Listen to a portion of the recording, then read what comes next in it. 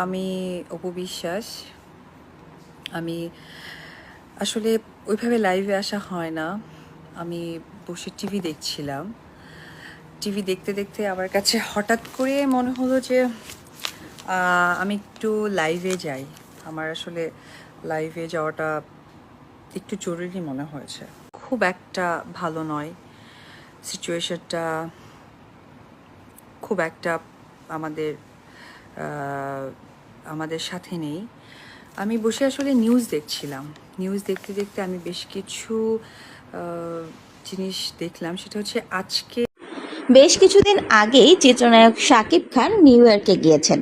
তার কিছুদিন পর বুবলি এবং ছেলে শেহজাদ খান বীরও সেখানে গিয়েছেন, এরকমটাই গুঞ্জন ছিল। তবে গুঞ্জনকে সত্যের রূপ দিলেন বুবলি নিজেই সামাজিক যোগাযোগ মাধ্যমে বেশ কিছু ছবি পোস্ট করে। যেসব ছবিতে দেখা যাচ্ছে শাকিব, বুবলি এবং ছেলে বীর একসাথে অনেক বেশি ঘোরাফেরা করছেন এবং আনন্দ করছেন, এবং প্রত্যেকটা ছবিতেই কিন্তু শাকিব এবং বুবলিকে অনেক বেশি ঘনিষ্ঠ অবস্থায় দেখা গিয়েছে। এই ছবিগুলো দেখে অপু বিশ্বাস তাৎক্ষণিক লাইভে এসেছে।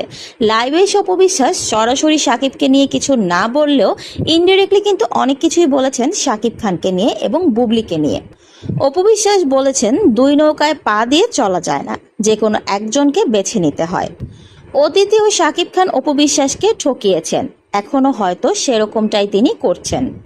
অপু বিশ্বাস আরো বলেন, আমি অতীত থেকে শিক্ষা নিয়ে সামনের দিনটাকে গোছাতে চাই। সত্যি কথা বলতে গেলে আমি একটি কথাই বলতে চাই, অতীত থেকে আমাদের সকলের শিক্ষা নেওয়া উচিত।